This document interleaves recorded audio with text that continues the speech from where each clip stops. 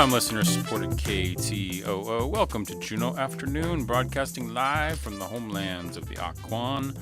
I'm your host, Boston Christopher. Gunachish, Hawa, Toexik Nusum, Salamat. Thank you for joining the conversation. You can also join us via our live stream on YouTube at ktoo.org/JPMLive or on KTOO's Instagram and Facebook pages. Conversations for this Thursday, October 9th. The Juneau World Affairs Council previews their fall forum. It's called Unratified, the International Law of the Sea Treaties and Their Potential for Protecting Arctic Resources and Cultures. It's happening this Friday, October 10th and Saturday, October 11th. Out at UAS this Friday, it's Researching the Mendenhall Outburst Flood 2025 and Beyond, which is part of the Fall Evening at Egan series. We dive in to find out what they found out. And Jane Ginter is here to share about the Chop-a-Thon out at Eagle River United Methodist Camp this Saturday. All that coming up this hour on Juneau Afternoon.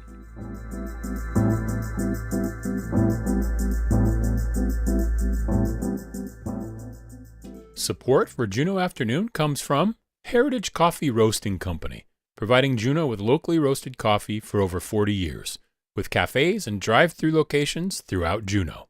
More at heritagecoffee.com.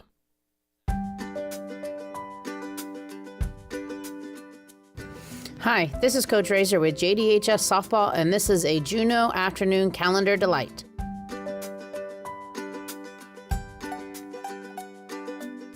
The Crimson Bear softball team is bringing back the Pumpkin Patch event. The Pumpkin Patch will be on Saturday, October 11th from 9 a.m. to 2 p.m. at the Adair Kennedy Field Complex. Bring your family to the Pumpkin Patch and pick out your perfect pumpkins. Pumpkins will be priced from $15 to $25 each. There will also be games for the kids, face painting, sweet treats with hot drinks, cotton candy, and a family picture area. You can find out more information on our JDHS Softball Facebook page or by calling or texting 907-957-1311. Thank you, have a great fall, and we hope to see you at the Pumpkin Patch. Yeah, it's a little Juneau Afternoon Calendar Delight. If you'd like to submit a Calendar Delight, just email us at juneauafternoon.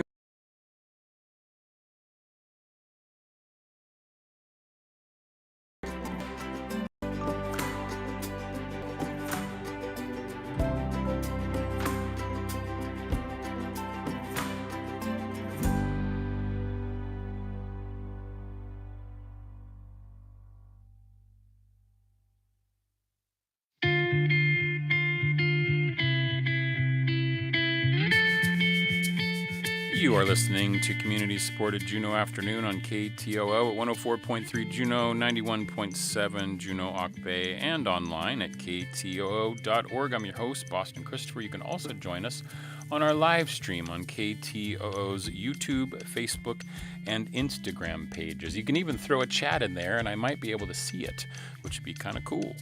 This Friday and Saturday, October 10th and 11th, the Juneau World Affairs Council is sponsoring their annual Fall Forum. This year's topic, Unratified, the International Law of the Sea Treaties and Their Potential for Protecting Arctic Resources and Cultures.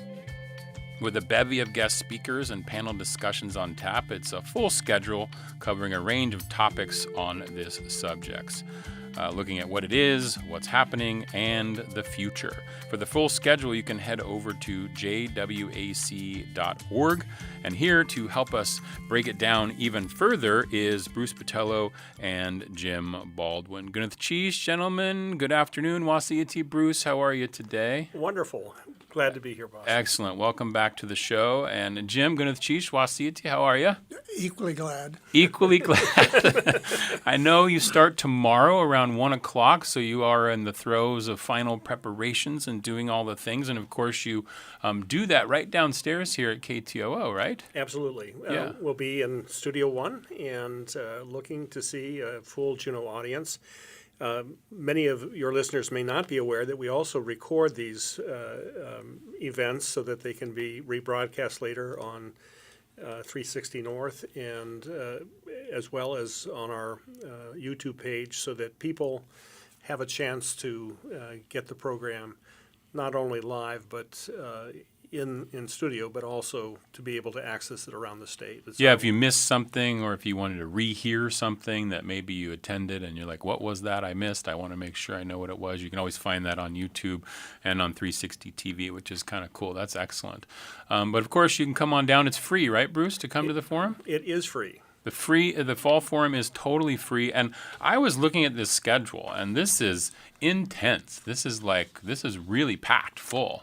Yeah, well, I would say this is a good graduate level course in one weekend. In one weekend, you can get it all done. So tell us what the Juneau World Affairs Council Fall Forum is all about. I know you have speakers that you do throughout the year, but then why do the Fall Forum, Jim? Well, we kind of have focused on two areas. One is the United Nations Law of the Sea Treaty and how it's affecting a movement that we have now to extend our outer continental shelf in the Arctic. And when we proposed to do that, an objection was raised by Russia that we could not do that because we were not a party to the UN Law of the Sea Treaty. And this treaty was adopted in 1983 and went into effect in 1995, and the United States never ratified it. And our U.S. Constitution requires that treaties must be ratified by a 2/3 vote of the Senate. And that has never been done. There were questions when it was first presented to the Senate about seabed mining and issues like that have never really been completely resolved. And so the treaty remains unratified, but the United States has been moving along, following the process set out in the treaty. So what we've now that the state of Alaska wants to extend its continental shelf for various reasons, a lot of other countries are doing this worldwide. It's come up again. President Putin of Russia objected to our extended continental shelf actions. And so we are wanting to examine that and see how it can go forward, what the issues are.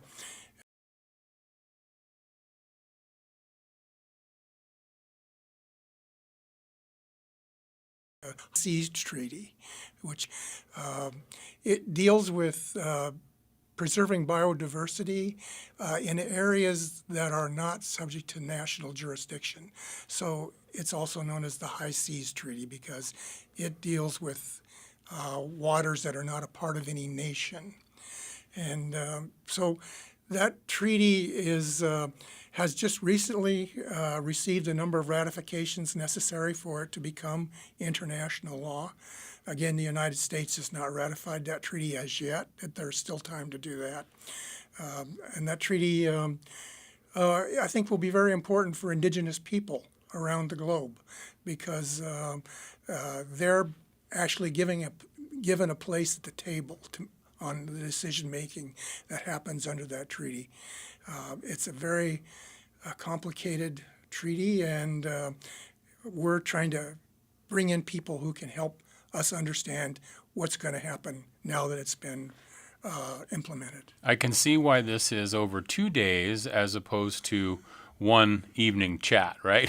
Right. It's a big topic, and we're talking about Right. two different things. We've got the Law of the Seas Treaty and the High Seas Treaty, two different things. Both haven't been ratified, I'm understanding, by the That's United right. States. Okay, so that's sort of the examination and why this is the Fall Forum and the topic. And why did you choose to do it now? Why is this the topic for now? Well, we had tried to do this somewhat earlier, Okay. but I think the timing is right now as we go into our political season here in Alaska. Mm-hmm.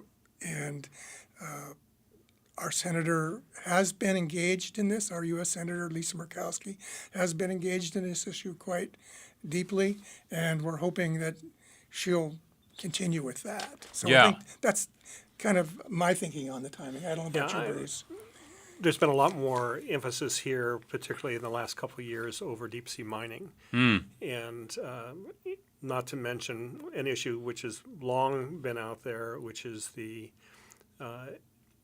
idea of deep sea oil drilling.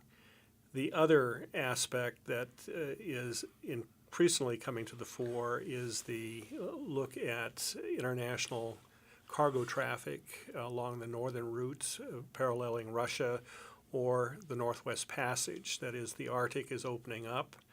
If ships are going to be using that route, which they're beginning to, it means about 1/3 of the sailing time that is normally required to sail between Europe and Asia could be cut off, which in turn turns the Bering Strait, frankly, into a major freeway. Right, okay. And you mentioned Senator Murkowski, who you do have on the schedule tomorrow.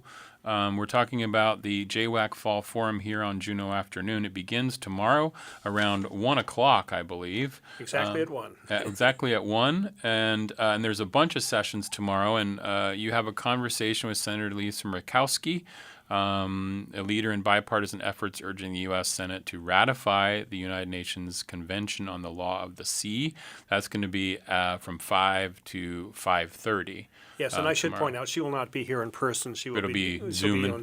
zooming in, Yeah. as it were. But it's still good to have that conversation. People, and you are going to have. Is somebody going to moderate that panel? How does that work? Well, panel, I will be introducing her, and to the extent that we have any kind of exchange, Yeah. I'll be moderating that. Okay, that's great. So let's talk a little bit about the schedule. You have a fantastic lineup of guest speakers. I figured maybe you would want to highlight some of them and some of the sessions that people might want to attend. You don't have to go to the whole thing, by the way. If you want to pop in and pop out, I'm sure that's okay. Absolutely welcome to do that. We realize that people have busy schedules, particularly this weekend. This is a typical fall weekend in Juneau. Many things going on. There's so much going on, but you can go to jwac.org. I have it up here on the stream right now, but you can see the whole schedule available there. We're going to highlight a few things here, but you can see the whole schedule there and plan it out. It basically goes from 1 o'clock until the early evening tomorrow, and then it goes on Saturday morning up through the afternoon. So there's just various different times and events that people can decide to attend. But do you guys want to highlight a couple of the guest speakers and topics that you think that people should definitely, I mean, everybody should attend all of them, I guess, but I'm just curious if there's ones that we don't have time to highlight every single one, but I'm just curious if you want to talk about some of the guest speakers and what they'll be talking on. I would highlight for tomorrow's program, first Steve White, the Executive Director of Marine Exchange of Alaska, who will be doing a visual on the kinds of activities that are happening right now off the coast of Alaska. It really provides the geographic framework for all the discussions that are going to take place. Jim Nafziger, Professor of Law at Willamette, will provide the basic 101 of what the UN Convention on Law of the Sea is about. Again, all the programs I think are fantastic. Jim alluded to the discussion about the outer continental shelf, and we have an Alaska expert from Anchorage, Dr. Betsy Baker, who will be talking about that. Aside from Senator Murkowski in the evening, we have two panels.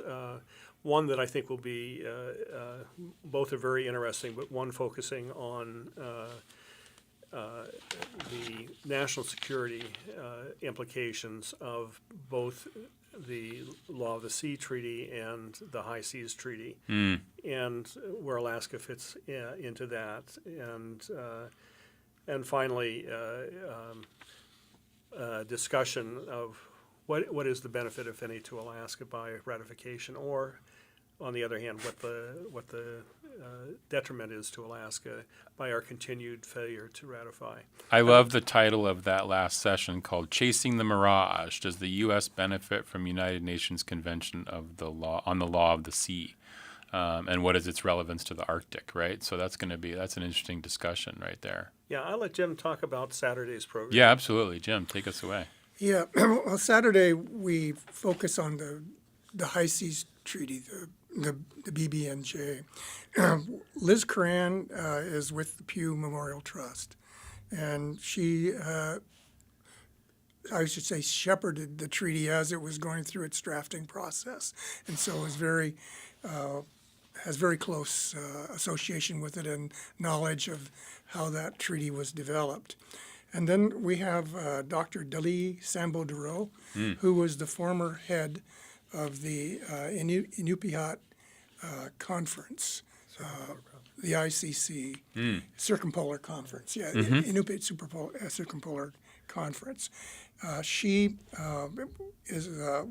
was a academic at the University of Alaska Fairbanks, and also is part of many other international groups, as well as the Arctic Council.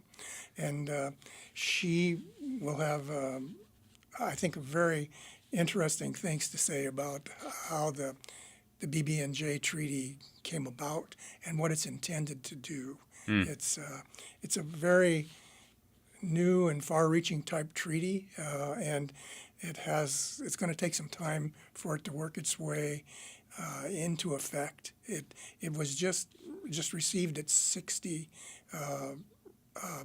approvals by member countries of the United Nations, and it will not go in effect until January of 2025. Interesting. 26, yeah. Yeah. Wow. What's the 26. Yeah. 26, 26. yeah, sorry, yeah, right. So? I know you all aren't the experts necessarily, but what's the holdup on the ratification of these treaties? I think a lot of it has been an historic resistance by many members of the Senate to what they see as a relinquishment of national sovereignty by the U.S.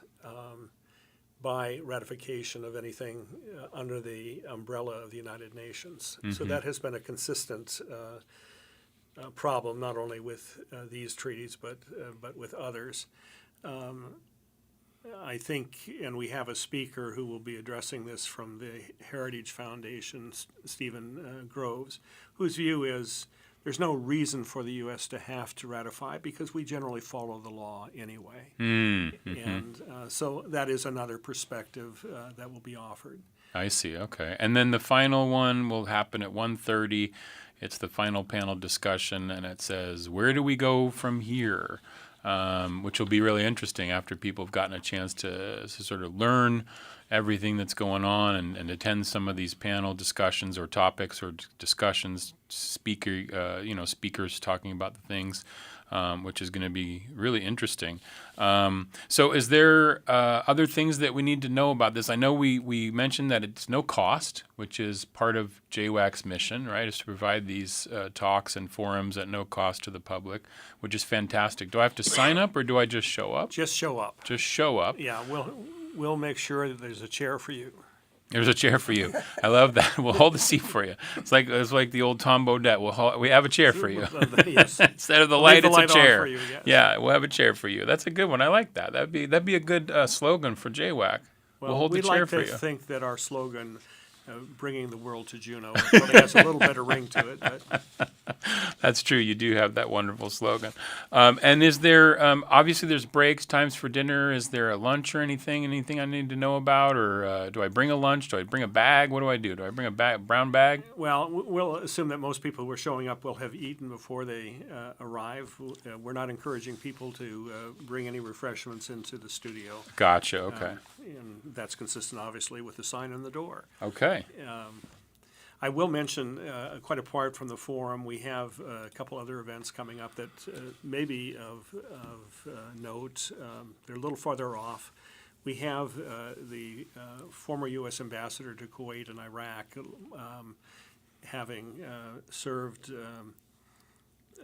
up through 2024.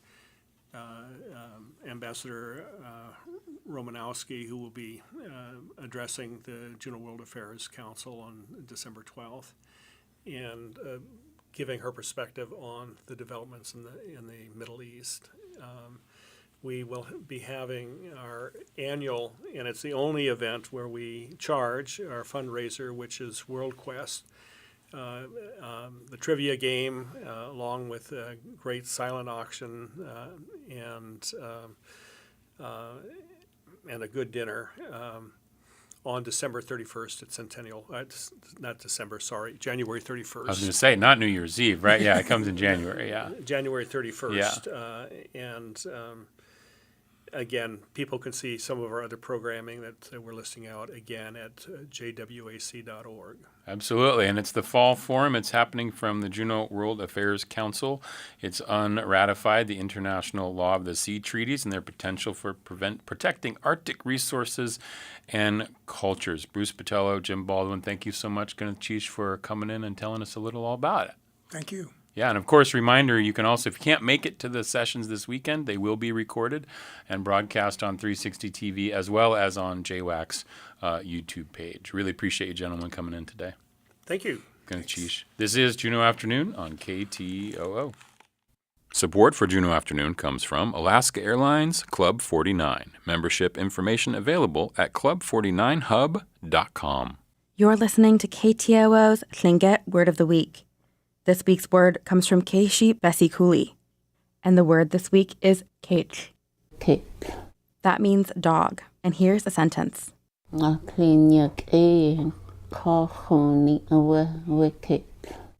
dog is the man's best friend. Let's hear it again. Kate. Gunachish Chune Lance Twitchell, Goldbelt Heritage Foundation, and the University of Alaska Southeast for this audio. Keishi Bessie Cooley is Chop-a-Thon and a child of a Yenyedi man. She is from Daysleen, Teslin, and grew up spending time in Teslin and around Teslin Lake. She earned a master's degree in Indigenous Languages and Linguistics from Simon Fraser University and interviewed many speakers for the Hashagun language series. She is currently translating projects for the children of the Takhu Society.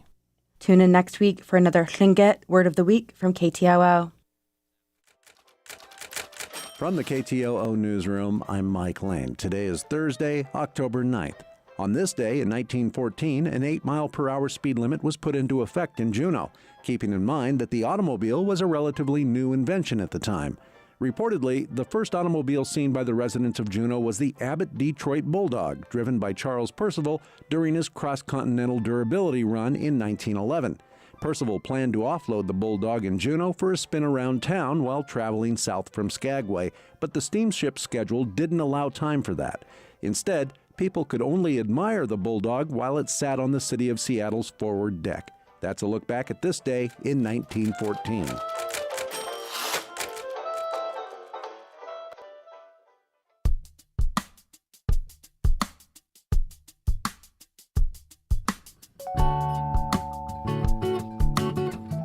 This is Juneau Afternoon from your listener-supported public media station, KTOO. I'm your host, Boston Christopher. You can also join us on our live stream on KTOO's YouTube, Facebook, and Instagram pages.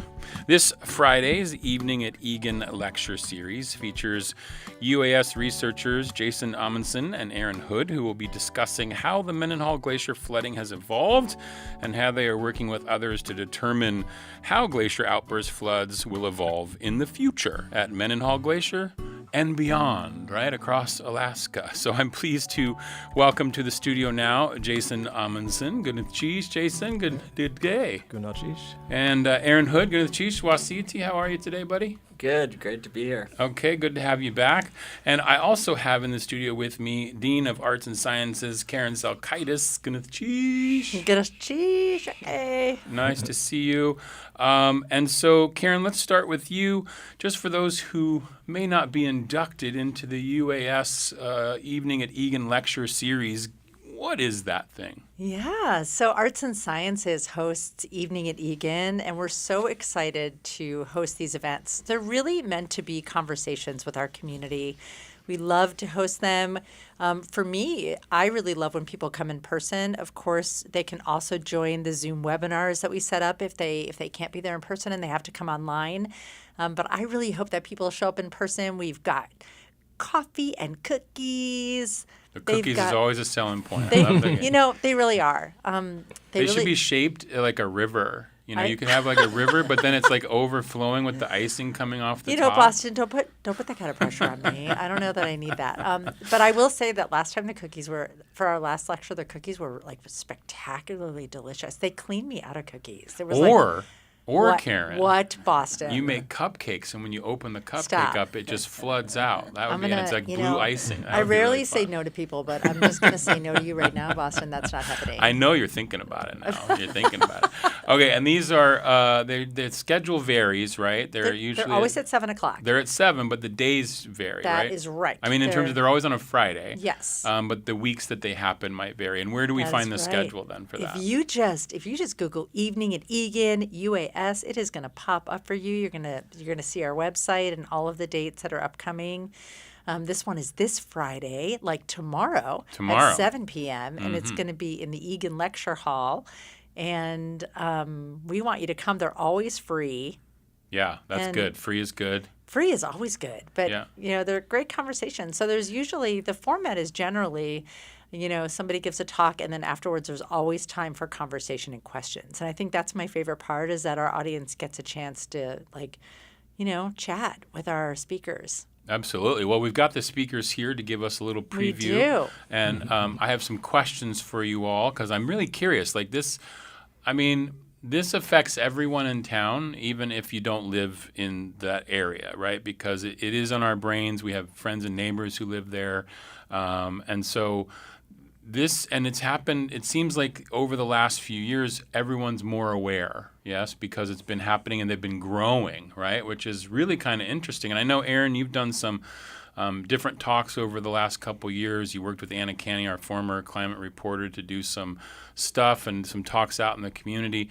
And so it's really curious to see, like, now that it's been like many more years and the research is probably digging in a little bit, like what you've learned, right? So I'm curious let's start with overall, Aaron, sort of what have we learned? Is it hard to do an overall, or can we just say, like, do we know, like, some of the big ticket items that we know about this flooding? No, I'll list a few, and then I'm sure Jason can add on to this. But I think we have a very good understanding of how the basin, the shape, and the sort of extent of the basin are changing over time, and that obviously has really important implications for the flood because it determines how much water the basin can hold. We also understand a lot better how far down the basin can drain, and obviously we saw a big shift in 2023 where it used to drain partway, and then it started draining much more completely, and that's when we saw this big jump in terms of the flood magnitude. So we'll talk some about that, and then I think Jason could probably speak to aspects of that, and then also look into the future. Yeah. Yeah, I think you mostly summarized what I was going to say, that we have a much better understanding of the volume.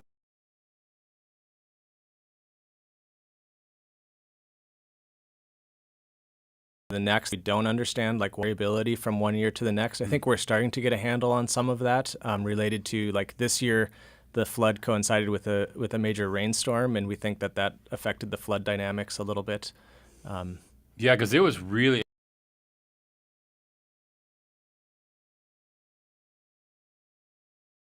That was one that was interesting because the idea that it seemed to peak earlier than we had predicted, was that right? It was about a day early. Was that due to that rain? Well, it's a couple of things. One, because of the rain and the clouds, it was so hard to know what was going on up in the basin. We have cameras up there. We have a LiDAR that's pointing at the basin and tells us, is the basin filling up or is it draining? And we just weren't getting any data for a while.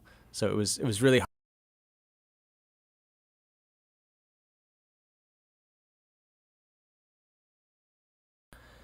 Water came up really fast, but actually it takes like 12, 24 hours before it really starts to pick up. And so we didn't know when the beginning of the flood was.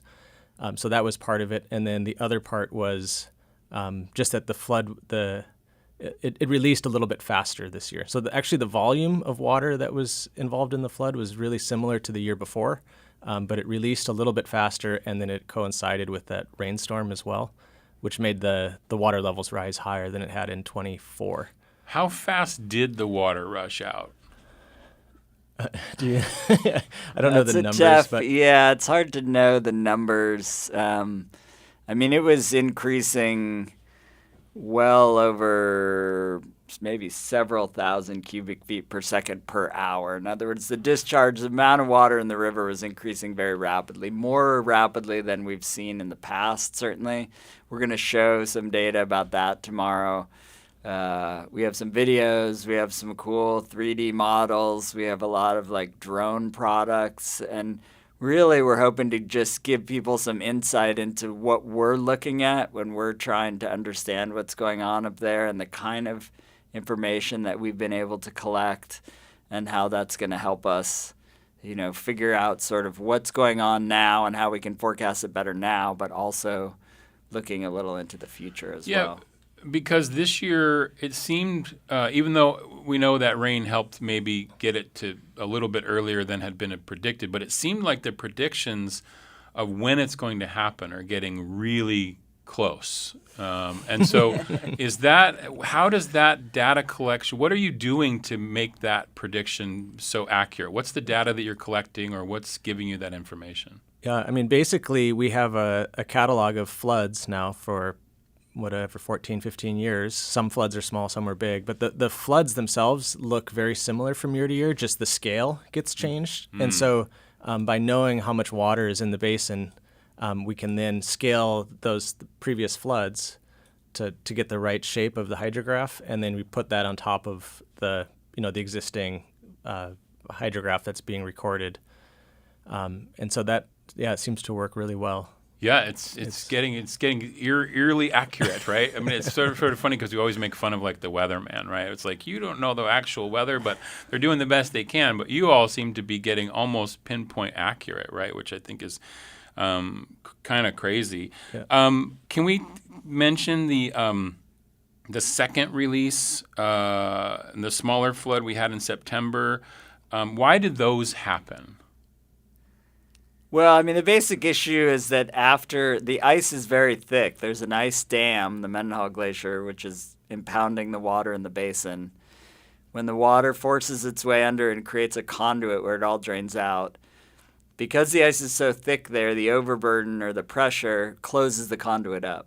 And so when the conduit closes, it can actually restart. The filling can restart very soon after the drainage ends. And that's what we saw both last year and this year. If there's a lot of people who watch those cameras up there, and you look at it and you can see, oh, wow, the water level is going up again. And so it's not like a system where it necessarily stays open. We actually think that it's kind of open right now because there's water flowing into it and it's not filling. But at that time, after the flood in summer, it seemed to have closed back up relatively quickly. And so it started refilling. I see. But it's later in the year, so the filling rates are lower. And, we were fairly certain couldn't get to the point of being full again because there just wasn't enough time to redo, essentially all the filling that we had over the summer. You'd have to redo that. I see. And Jason, after all the study over these years, was there anything that was surprising this year that you weren't expecting? I'm not sure about surprising. Maybe just that it was, well, I guess what I've learned over these last 15 years or so is that we shouldn't be surprised. Like it's just so much variability from one year to the next, both in terms of the magnitude. We've had one year where it looked like there was going to be a big flood, and then about halfway through it stopped draining, and then a couple days later it started again. So it just seems like every year is a little different, and so maybe I've learned to not be surprised anymore. If there was anything, though, I guess it was just that it was how quickly it released this year compared to 24. So very, very similar volume of water, but for some reason it released faster. Okay. And then when we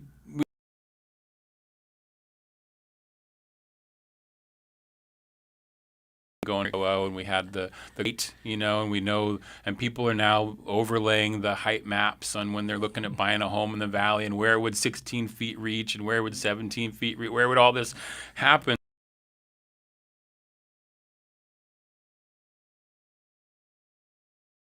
The water reaches in the at the lake, we measure it, right? But is there a better metric to understand the height that's happening in the actual river?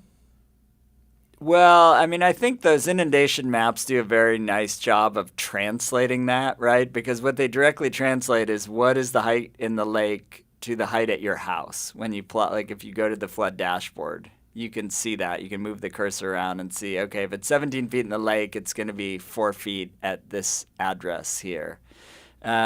Basically, the lake level is correlated with the amount of water in the river corridor. And so you could use either metric, but people seem to relate better to lake level. That's something that everyone sort of has in their mind. So we've been trying to stick with that. But you could convert it into discharge in the river.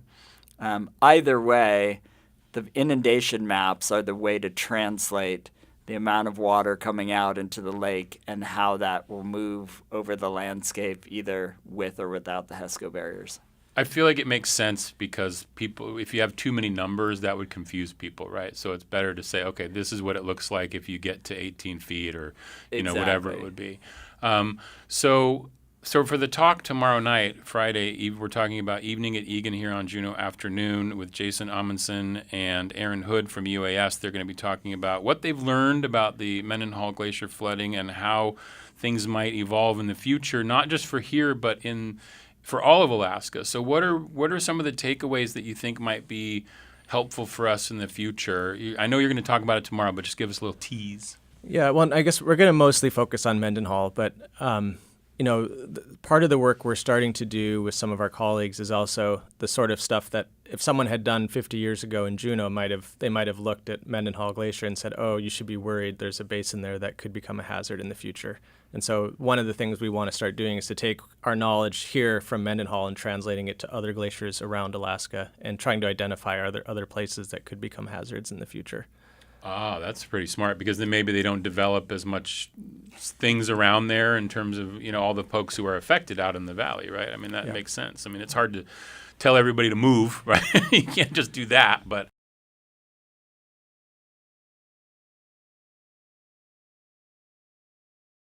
And how do we think about next year yet? Like in terms of, are we already preparing for a larger number in terms of what that lake level will be, that one number that we do sort of monitor?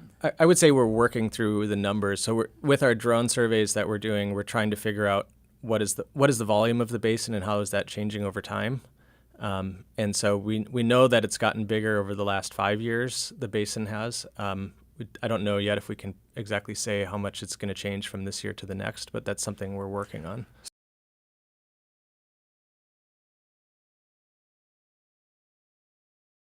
Get higher, so that's right. Okay, yeah. okay. So the glacier is thinning, which would make you think that the basin should get smaller over time.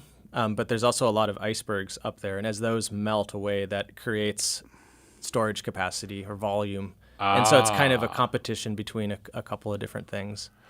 Okay, now the hard question: is there anything that we can do, like a regular old Joe like me? Is there anything that I can do? What do I do? I think, well, one thing, and I'm just going to make a plug. So we developed the dashboard, which I think many people are familiar with, the JuneauFlood.com, to help people make decisions. But what we need now is feedback on the dashboard, right? And so after the Evening at Egan this Sunday, we're actually going to have a meeting in the Valley Library. And so I'll do a plug for this at Evening at Egan. But what we want people to come out and do is tell us, does this dashboard work for what you need? Or are there ways that we could modify it that would make it better to help you?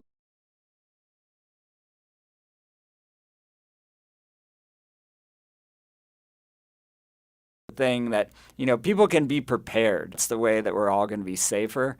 And so our hope in developing that dashboard was to give people the kind of information they need to make decisions.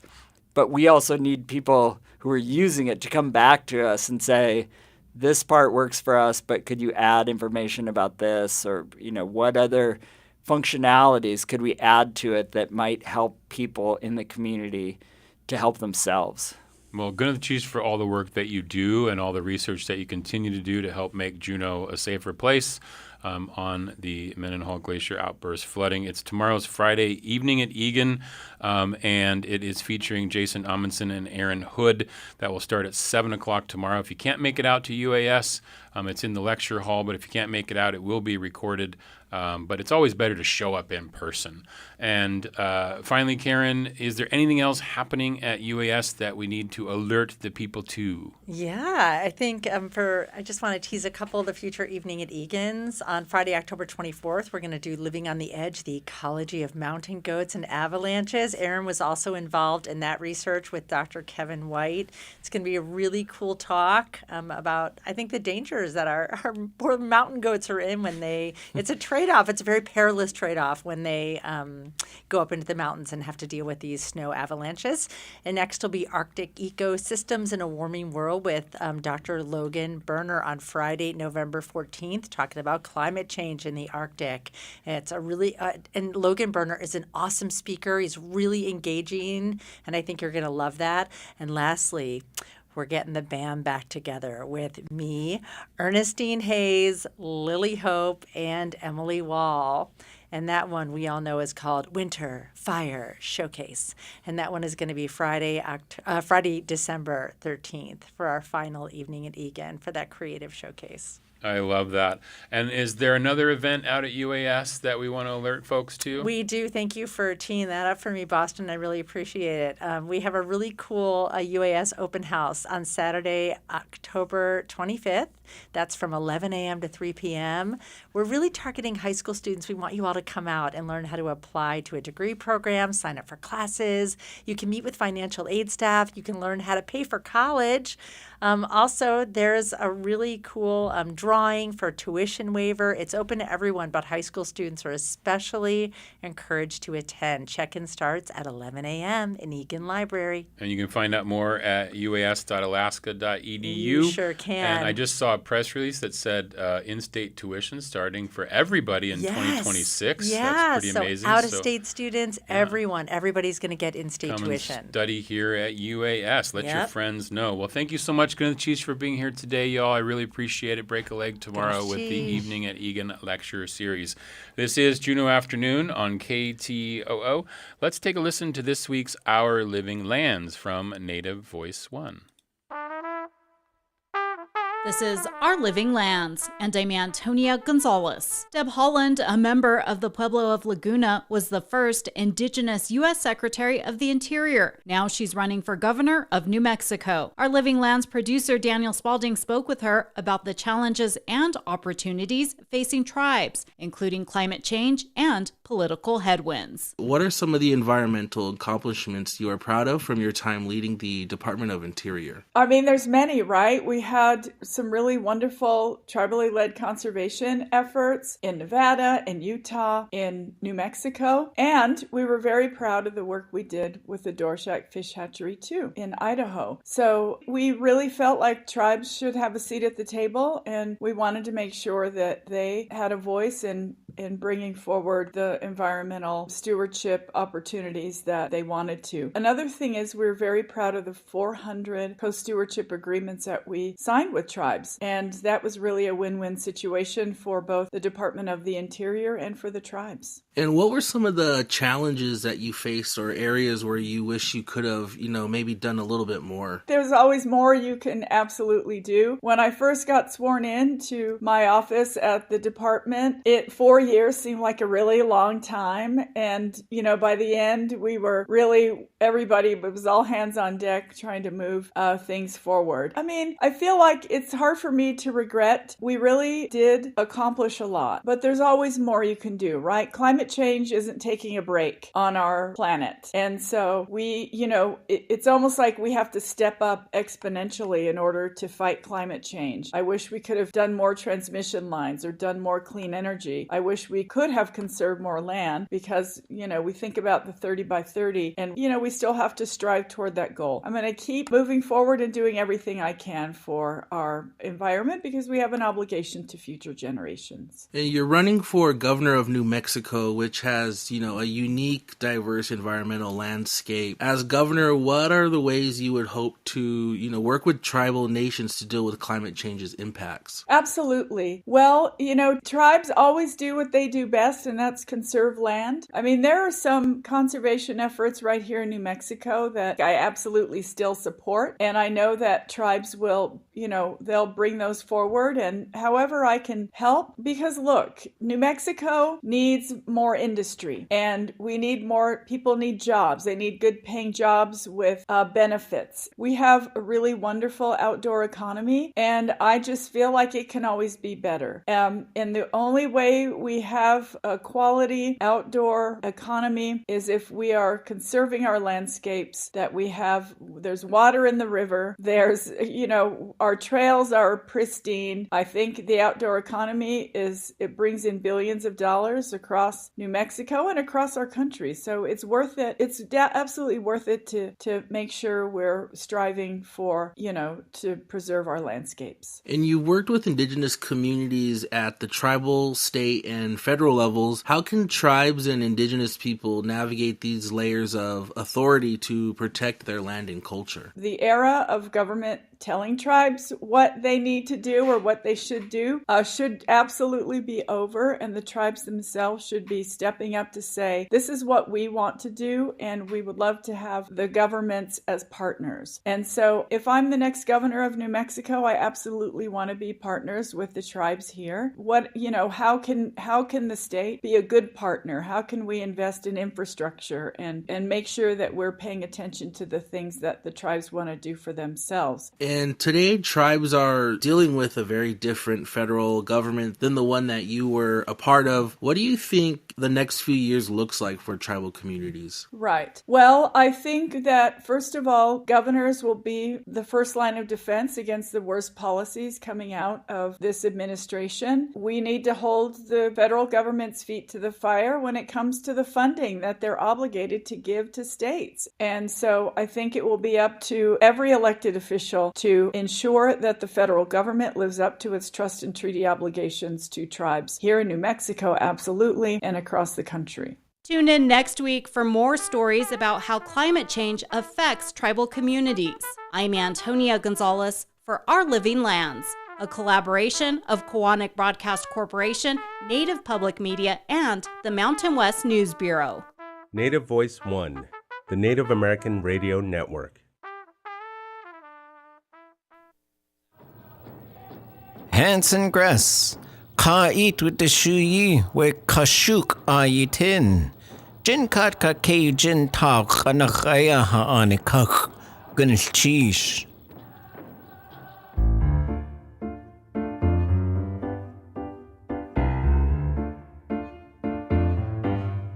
You're listening to Juneau Afternoon from Studio 2K at KTOO, dedicated to Carolyn Hobbs Peterson. I'm your host, Boston Christopher. I am joined in the studio now by Jane Ginter, here to share about the Chop-a-Thon happening this Saturday from 9 to 2 out at Eagle River United Methodist Camp, mile 28, out the road. Gunath Cheese, Igadi, thank you so much, Jane, for coming in. Wasiyati, how are you today? I'm doing great. Excellent. Well, it's nice to see you. And it was nice to catch up with you. I've worked with both, your son and your daughter in various different capacities over the years, and so it's a pleasure to see you again and know that they're all doing well. They are. That's good. So we're going to talk a little bit about not only what this Chop-a-Thon, and in my brain earlier today, Jane, I was calling it the Chomp-a-Thon, but it's not. That sounds good. That's a different kind of thing. Maybe that's a barbecue. Right. That you could also have out there. But tell us a little bit about the Chop-a-Thon that's happening this Saturday. Well, we have a Chop-a-Thon every fall where we gather volunteers to come help us prepare firewood for the winter. So we've got a whole bunch of rounds.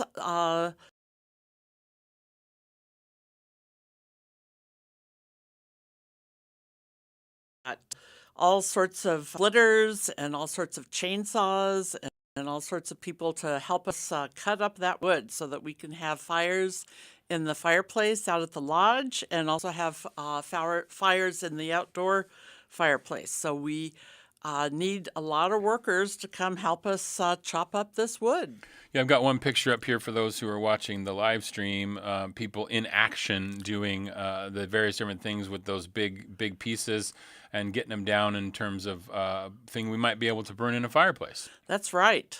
Okay, and so what can people expect? Like I saw there's like some hydraulic log splitters. Right. We have a lot of equipment out there. Yeah. And so if people have any experience with chainsaws or sharpening chainsaws or working with log splitters, we'd be glad to have you. But if you don't have that kind of experience, we can certainly use you. We need people to stack the wood once we cut it up. We have two different sections in our woodshed. One is for this year, so that's the stuff that's been has been drying out for a year, and then we've got another section called next year, and that's the one we're trying to fill up right now. So we can use people that can help stack wood. And then if you really don't want to have anything to do with wood, we have lots of other chores to do around camp. So we're going to be having a burn pit to burn a lot of excess things that we need to burn. And so if we could use a couple people that could help us monitor the fire there in the burn pit, and that's kind of a fun thing to do too.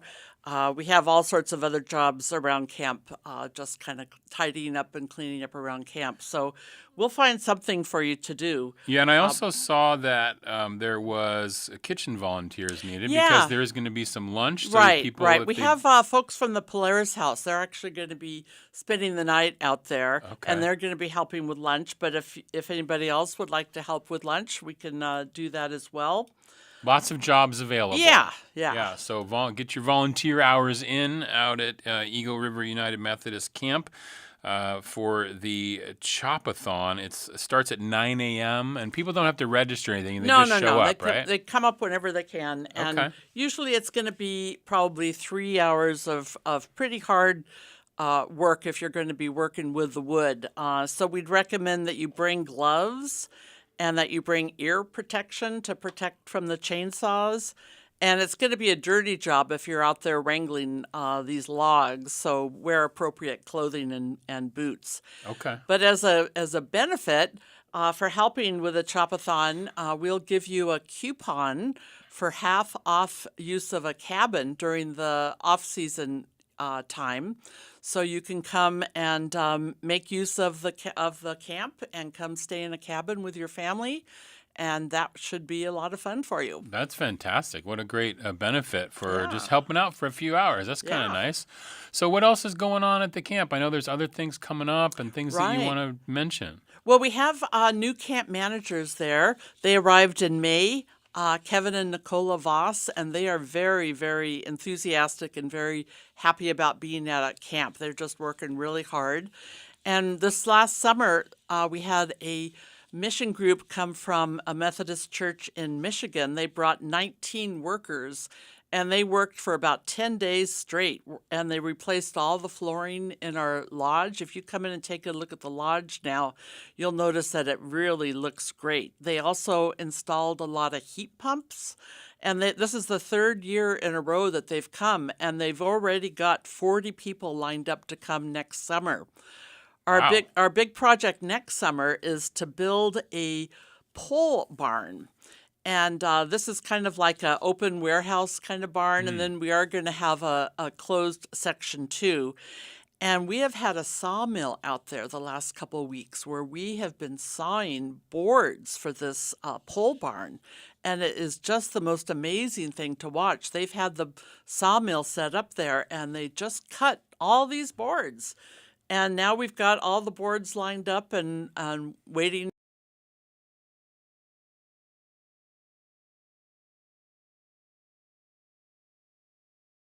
Building the pole barn. Cabins, and we would be happy to have you come out and rent some cabins. We've got the two larger cabins, the Meyer cabin and the Gottschall cabin. Those will sleep about 20 people each. And then we have the Treat cabin, which is just for two. It's a really nice little retreat cabin if you want to come out and just be either by yourself or with a partner and enjoy being in the cabin. And then we have a lot of what we call winter cabins that have electricity and heat. And so you can come out with your Boy Scout troop or your Girl Scout troop. They have 10 beds in there.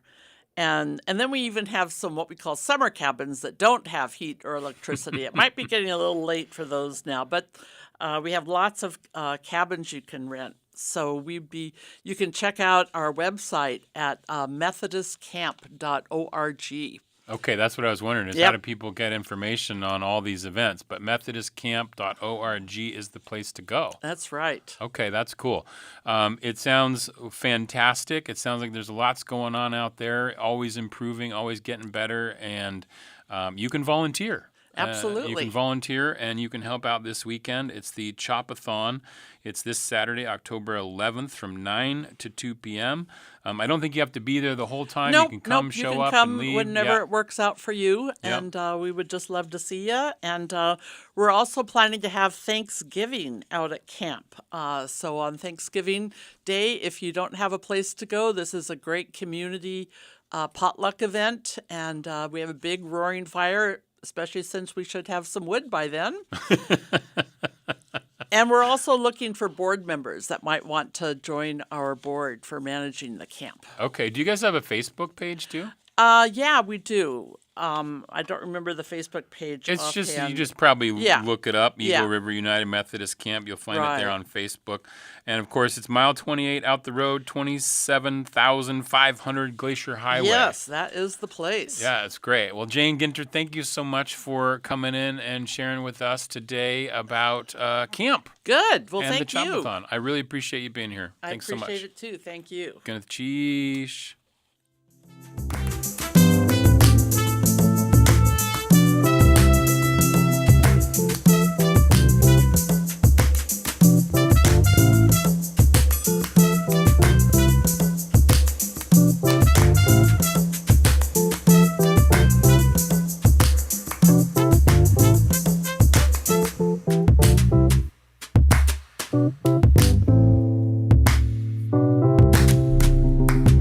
That's going to do it for today's Juneau Afternoon. Local stories, local events, local connection made possible by you via your donation and membership at ktoo.org.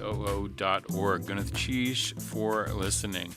Juneau Afternoon airs Wednesday through Friday at 3 p.m. right here on KTO Juneau 104.3 and KAUK Juneau Ocbay 91.7. Hello, out the road. You can find the show online at ktoo.org/Juneau Afternoon, where you can listen to episodes, subscribe to the podcast, offer feedback or suggestions, or find out how to be a guest on the show. You can also find live stream archives on our YouTube page, KTOO's YouTube. Our theme music is by Indian Agent. Programming support for Juneau Afternoon comes from listeners and viewers like you, and Alaska Airlines Club 49, Hanson Gress, and Heritage Coffee Roasting Company. Juneau Afternoon is a project of the KTOO Arts and Culture team. I'm Boston Christopher, producer and host of the program, with help today from Aaron Tripp. Gwyneth Cheesh, have a lovely Juneau evening.